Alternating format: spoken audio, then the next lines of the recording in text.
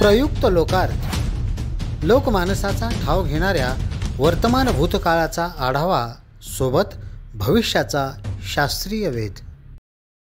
मंडळी नमस्कार, कौल जनतेचा या सदरामध्ये आपल्या सर्वांचं स्वागत। द लोकार्थची टीम आज पोहोचली आहे बीड जिल्ह्यातील गेवराई तालुक्यामध्ये। बीडपासून सुमारे 30 ते 35 किलोमीटर अंतरावर असलेलं हे गेवराई गाव आहे आणि गेवराईमधील लोकांचा नेमका काय कौल आहे आज आपण जाणून घेणार आहोत। विविध लोकांशी, इथल्या प्रवाशांशी आज आपण गप्पा गोष्टी करणार आहोत। तर जाणून घेऊया कौल जनतेचा गेवराईमध्ये काय चाललंय। बाबा राम राम। 13 तारखेला लोकसभेचं निवडणूक होतीये। तुमच्या वयाकडे बघून मला वाटतं अनेक लोकसभाच्या निवडणुकाला तुम्ही मतदान केले, वय तुमचं भरपूर आहे। आता 13 तारखेला लोकसभेचं मतदान आहे। काय वाटतं हे बीड जिल्ह्याच्या राजकारणाविषयी आणि ह्या लोकसभेविषयी? त्याच्यातलं काहीच मला उमजत नाही उमजत नाही, परंतु लोकशाहीनं आपल्याला अधिकार दिलेला आहे, मताचा अधिकार दिलेला आहे आणि आपल्या मनात काय आहे हे आपण खुलेपणे सांगू शकतो की जिल्ह्याचा विकास काय व्हायला पाहिजे। हा, काय सांगताल? काय सांगताल कुठल्या पार्टीला विजय करायचं? आता ती पार्टीच मला माहित नाही। बाबांना मौन बाळगलेलं आहे। दुसरे एक बाबा माझ्या पैसे आहेत। काय सांगाल बाबा बीड जिल्ह्याच्या राजकारणाविषयी? आणि 13 तारखेला मतदान आहे, हो काय आहे कौल जनतेचा? जनतेच्या कौल आता आपापल्या परीने वेगवेगळ्या प्रकारचा असू शकतोय, पण बहुतेक बरेचशा लोकांचा म्हणजे भाजपकडे अंदाज आहे। भारतीय जनता पार्टीचे कोण उमेदवार आहेत? त्या मुंडेच आहे, मुंडे, पंकजाताई मुंडे। आणि दुसरे उमेदवार आहेत बजरंग बाप्पा सोनवणे आहेत किंवा अशोक हिंगे आहेत, अजून बरेच उमेदवार आहेत। मग पंकजाताईला का पसंती हो, काय सांगाल? आपले मागचे अनुभव असतात, काय आपले मागे केलेले काम पुढे काय विकासाची कामं केलीत का त्यांनी? केलीत काही, त्यांनी जरी वरती नसले केले तरी पक्षांतर्गत झालेले असते। तुमचं गाव कोणतं बाबा? रामपूर। रामपुरीत केंद्र शासनाच्या काही योजना आहेत का? आहेत ना। कोणत्या कोणत्या? राबवल्यात, काही घरकुलाच्या राबवल्यात, विहिरी दिल्यात, अजून सिंचन तळे दिलेले आहेत, सौर ऊर्जाचे प्रकल्प आलेले आहेत, दवाखान्याच्या सुविधा आहेत, म्हणून भाजपला पसंती। ओके, काय बाबा तुम्ही कुठले? राम, काय सांगाल तुम्ही?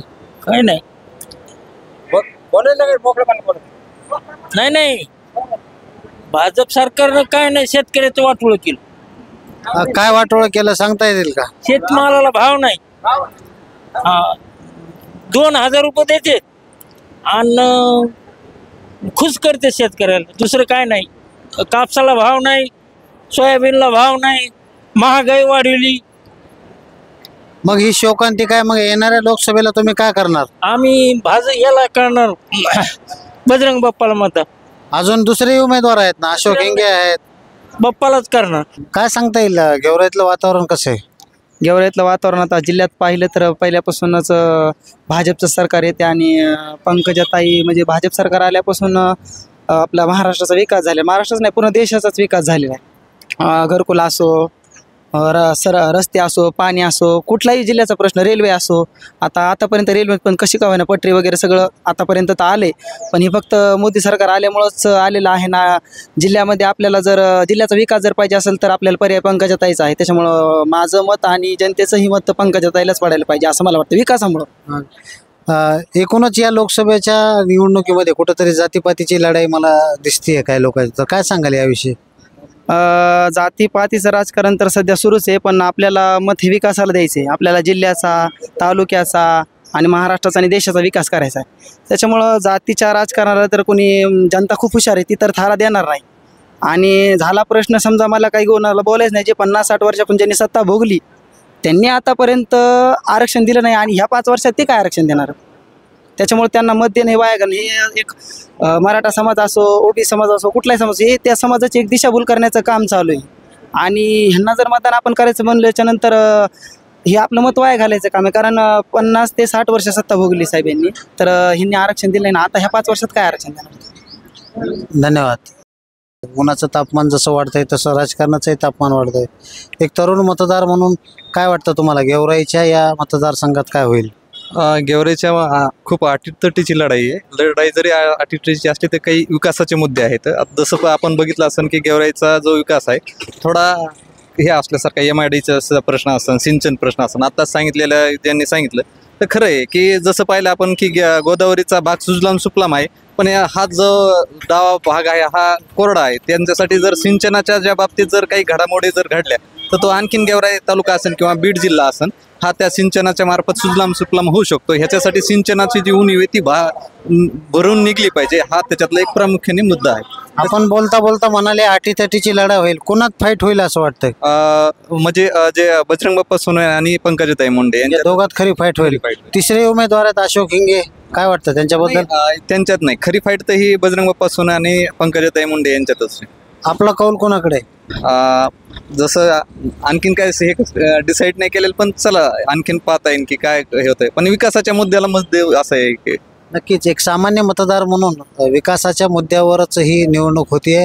एक तरुण कार्यकर्ते म्हणून काय वाटतं गेवराई शहरातील जी तरुणाई आहे त्याबद्दल तुमचं काय मत आहे?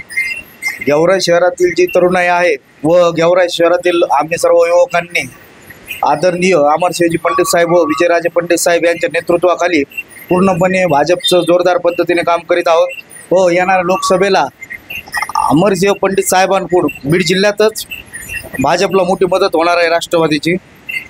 व जी आमच्या गेवराई शहराला जे साहेबांना जी अपेक्षा आहे धनंजय मुंडे साहेबाकडून, पंकजाताई मुंडे साहेबाकडून, तो त्यांनी शब्द दिलेला आहे. त्यामुळे आम्ही पूर्णपणे एक ताकदीने पूर्णच पंकजाताईच्या निवडून आणण्याच्या कामाला लागलेलो आहोत. दादा काय नाव?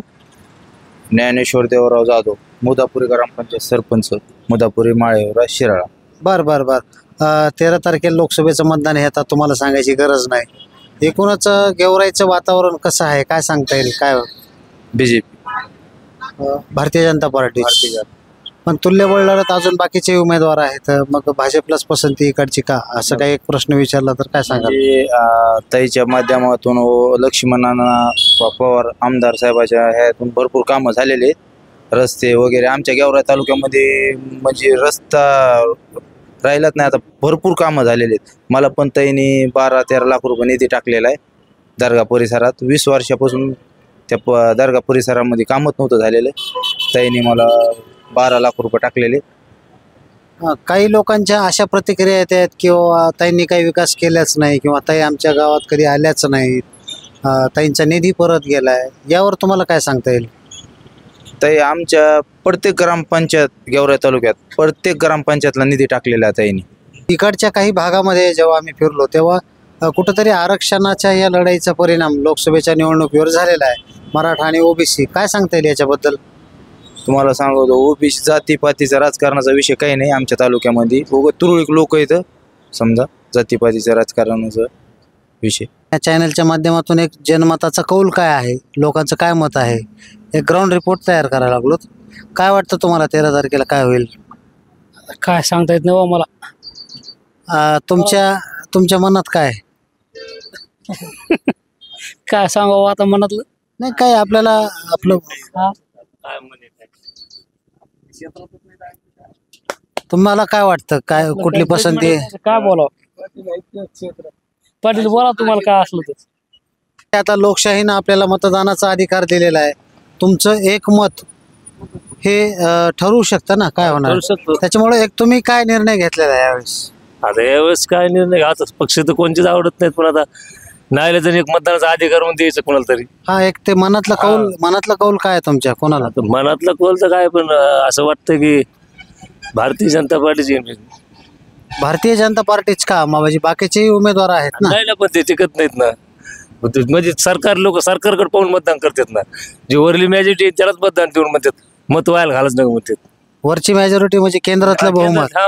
जे राज्य जे जिल्ह्याचं प्रतिनिधी जाईल ते केंद्रात जर गेलं लोकसभेत तर प्रश्न उभा होतील जिल्ह्याचे. लोकसभेत जिल्ह्याचा खासदार वेगळा आला, केंद्र सरकार वेगळा आलं तर सहज म्हणतो खासदार मी एकटा काय करतो तिथे गेल्यावर. माझा प्रश्नाला कोणी उत्तर देत नाही, मला बोलायला चान्स देत नाही, आणि निवडून आल्या काही विचारित नाहीत. मग सरकार असल्या तरी एक म्हणजे डबल इंजन हे लोकांना एक भावना असते. मग लोकांना निवडून दिलं म्हणजे आम्हाला निवडून दिलं असता नसतं बोललो का. या लोकसभेच्या निवडणुकीमध्ये जातीयवाद हा फार उंच वर आलेला आहे. काय सांगाल, ह्या लोकसभेत जातीयवाद होईल का? नाही जातीवाद तर लोक जे पाहिजे मस्त म्हणते, पण जातीवादाचा काही प्रश्न नाही. लोकप्रतिनिधी जे पाहिजे ते लोक निवडून देणार. व जातीचा विषय हो, पण लोक जे आपल्या मनात जे योग्य उमेदवार त्याला निवडून देणारच आहेत. जातीचा विषय काहीच नाही. आता आपलं बाऊल झालाय महाराष्ट्रात जातीविषयी जातीचे प्रत्येक मतदारसंघात नेते म्हणतात, जनतेला भडकितात, पण त्याच्याबद्दल काही दुमत नाही. लोक जे योग्य उमेदवार वाटतात त्यालाच निवडून देतात. जातीचा विषय काहीच नाही. आता जातीचं राजकारण चाललं म्हणतात, पण आपण मला तर वाटत नाही तसं काही. या धोंडराईच्या गावामध्ये द लोकार्थ चॅनलची आपली टीम पोहोचलेली आहे. ऊन जरा कडक झालेले आहे. मंडळी गप्पा मारीत दिसलेली आहे. राम राम. राम राम राम राम. 13 तारखेला बीड लोकसभेचं मतदान व्हायला लागलंय. काय हवा आहे इकडच्या पट्ट्यात?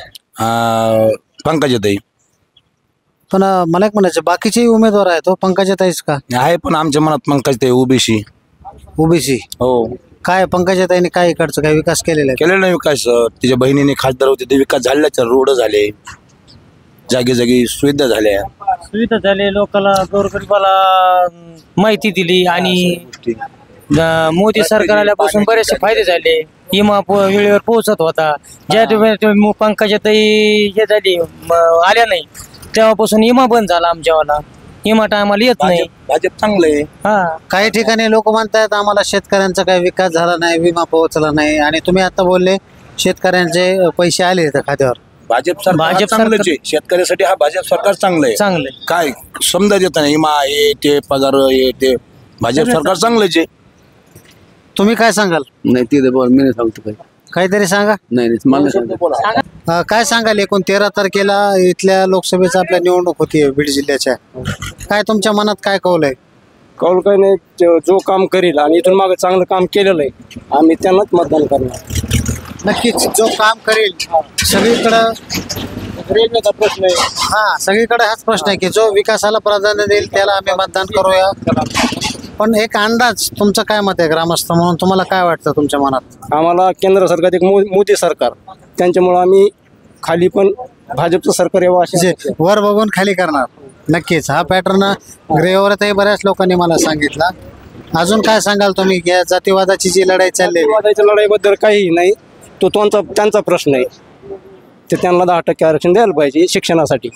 बरं मला एक सांगा, इतर दुसरेही उमेदवार आहेत अजून याच्यामध्ये? मला वाटतं बजरंग बाप्पा सोनवणे आहेत, अशोक हिंगे आहेत, पंकजाताई आहेत. मग इतर उमेदवारांना नापसंती का होत असेल समाज जनतेतनं?